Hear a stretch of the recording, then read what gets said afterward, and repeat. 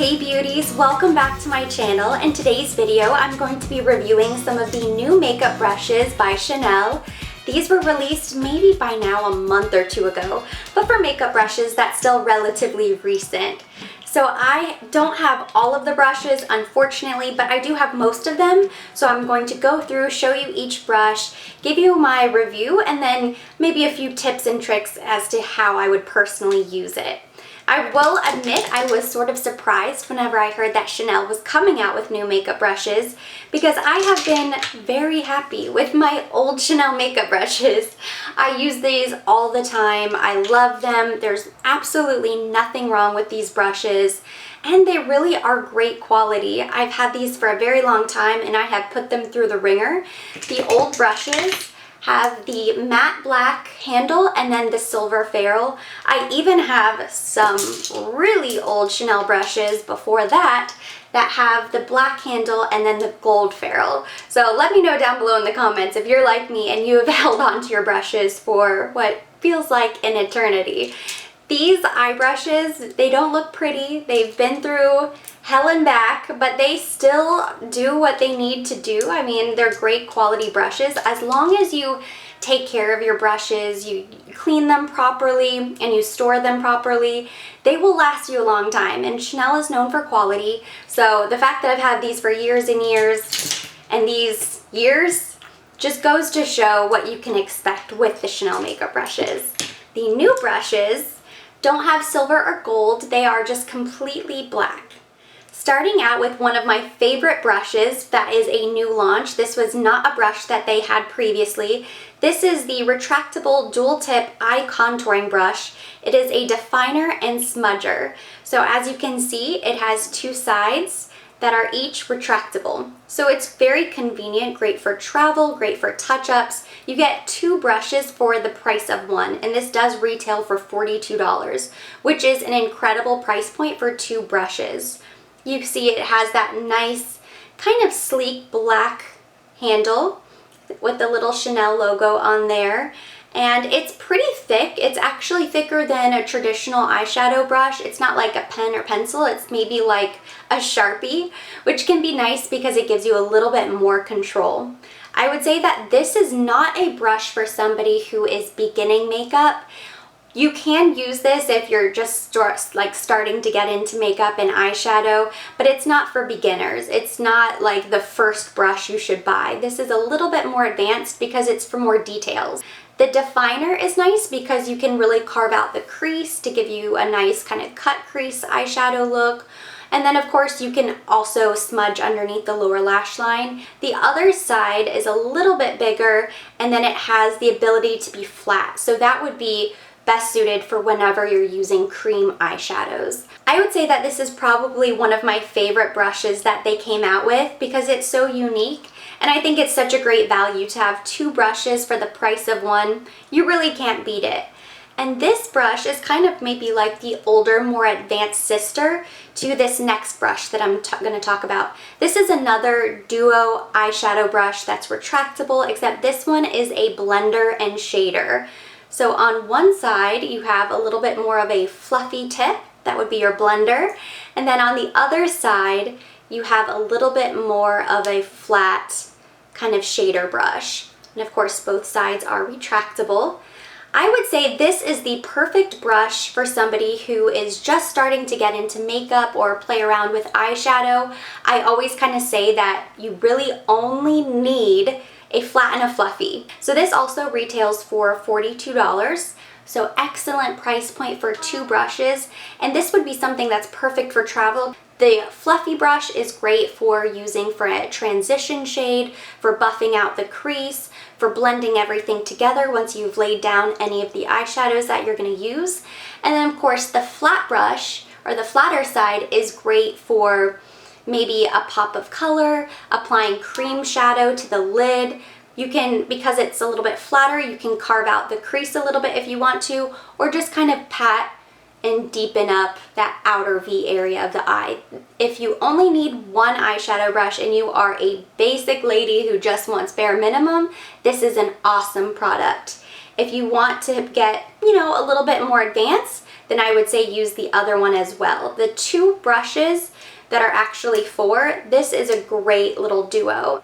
They kept this portable little Kabuki brush. This is something that's not new. They've always had it, but it is a great brush. I feel like this is kind of a dark horse in terms of makeup brushes. You don't really think you need it, but certainly if you have one, it's convenient.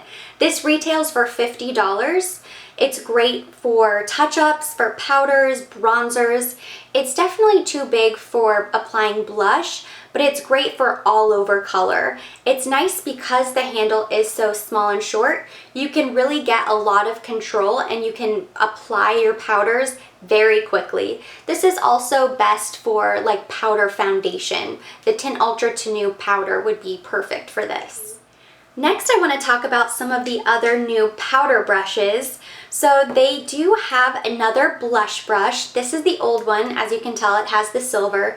So I don't have the new all black brush, but I will say that the bristles are formed in the same way. It's kind of a little bit flatter with a nice dome.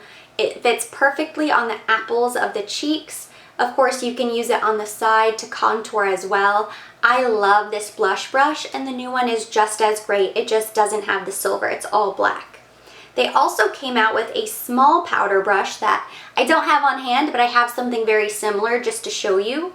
So this one is actually from Sigma, but the powder brush, it is called the Precision Brush, retails for $60.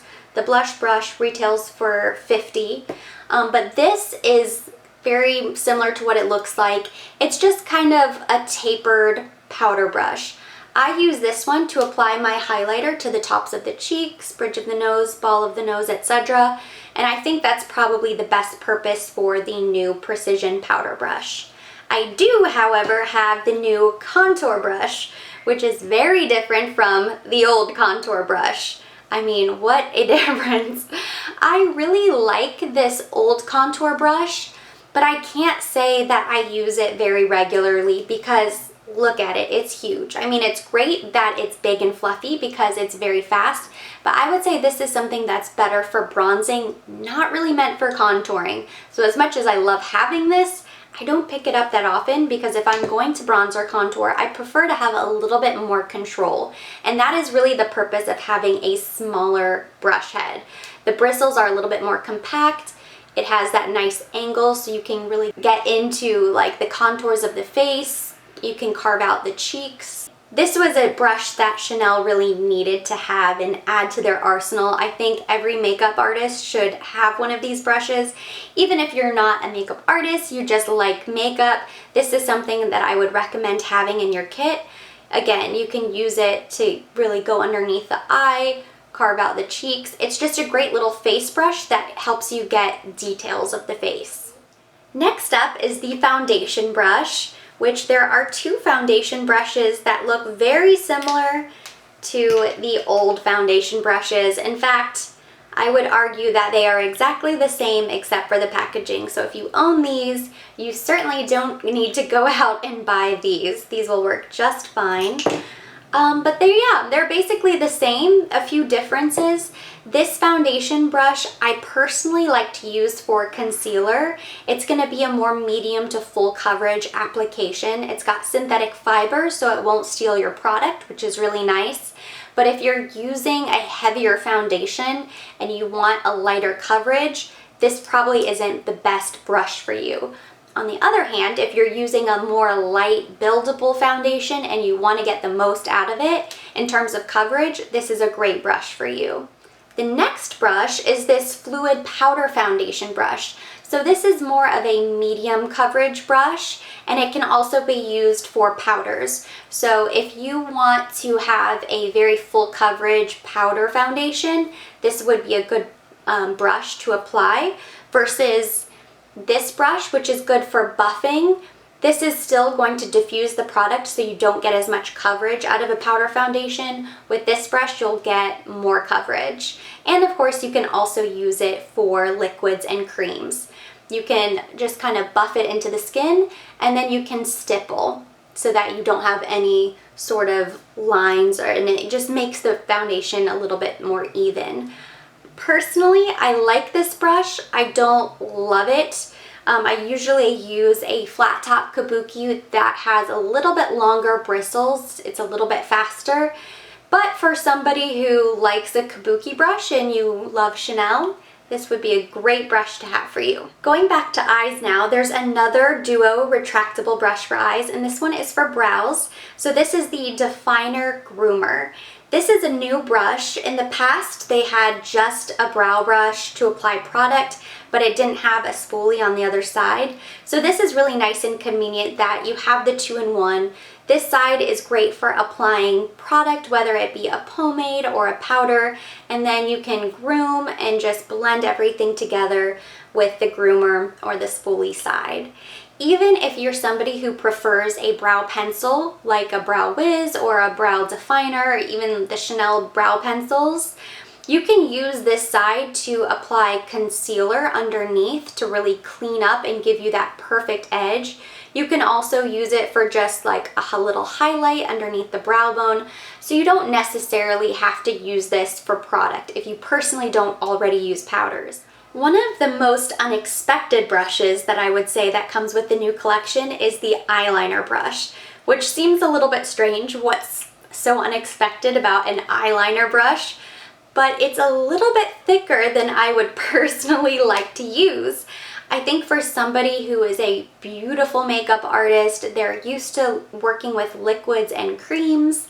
If you have a lot of time to do your makeup, you will probably love this brush. However, for most of us, if you're looking for something quick and simple, this is maybe a little bit too big for my personal taste. It retails for $32. It's just not for beginners. It's not to say I don't like it, because it does, of course, taper to a nice fine point.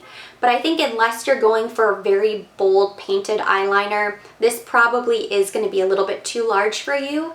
I would say that it's still a great brush, but it's more for carving out the crease, smudging eyeliner underneath the eye, you know, to give a nice blown out smoky look. If you're looking for something for precision, for like a liquid or cream, this is probably going to be a little bit more difficult if you're not used to using something quite this large. I have two more brushes to talk about, and they're both for eyeshadow. So this is a traditional eyeshadow brush. It retails for $38. So you can see now that the duo retractable brushes for eyes are definitely a great value. This is a little bit bigger than their traditional brush. I know I have their old eyeshadow brush. Here we go. This is one of the gold ones, so this is even older. But you can see that the gold is much smaller than the bristles on this new black one. But that being said, it's going to distribute more product, so it can be a little bit faster maybe for application. It's certainly not going to give you anything precise. But because it is a little bit flatter, you can also use this for cream. So this is going to be for cream, powder, all over the lid, maybe up into the crease, but not anything for precision. Still a great brush to have on hand. And then there's the blender brush. So this retails again for $38. It's a little bit more tapered than a traditional blending brush that you'd expect. It still is going to do the job, so this is great for buffing out the crease, blending eyeshadows that you've already laid down, making sure there are no harsh lines. Really just simple, fast, easy. Because it's tapered, you're still going to be able to go into the crease a little bit more, but this is really going to be best for blending everything together. The brush I am going to miss the most is the Foundation Powder Duo Fiber brush. You guys know I talk about duo fiber brushes all the time. It's generally what I use if I'm not using a flat top Kabuki. I swear by these brushes for all of my cream products, even some powders. The new brush is a little bit smaller and it's not quite a duo fiber brush, but there is one that exists. It's all black bristles, so I don't think it's a mix of the synthetic and natural. It's not even called a duo fiber brush, but it's that same foundation blending brush. So it looks the same, but don't let looks fool you. It is not the same brush. I'm really sad that they got rid of this. I do have two on hand that are both filthy. I use both of them constantly. But this is something that I'm really sad that they went away with. The new brush, is still nice. It will still blend your foundation, give you a lighter coverage, but it's not quite the same as the old brush. So this guy I will certainly miss. The old powder brush I really loved. So the new powder brush looks a little bit like this Sigma brush. It's a little bit more tapered. It's still nice because you can go under the eye. Because it's tapered, you can get into like smaller crevices of the face. But I like having the option of just the big, round, poofy powder brush because this is great for bronzer and powder for all over the face. I've used this quite often, mostly for bronzer, sometimes for powder, but they got rid of this. They used to have the rolling technique. So the way we learned how to apply this in our Chanel training was to apply powder just with a little slight of the wrist, a little roll, so that you didn't apply too much powder. Of course, whenever I'm applying at home, I don't quite use the technique, so maybe that's why they ended up just going with a more tapered version. But either way, I'm sad that this powder brush is gone, but at least it's replaced with something also that's really nice. That completes the video. Thank you so much for watching. Hopefully you enjoyed it. If you did, give it a thumbs up. Leave me any of your comments or questions down below. I love hearing from you guys, and I always try to respond in a timely manner as soon as I possibly can. Of course, I will be linking all of these new brushes down in the description box for your convenience. And for more videos like this, don't forget to subscribe.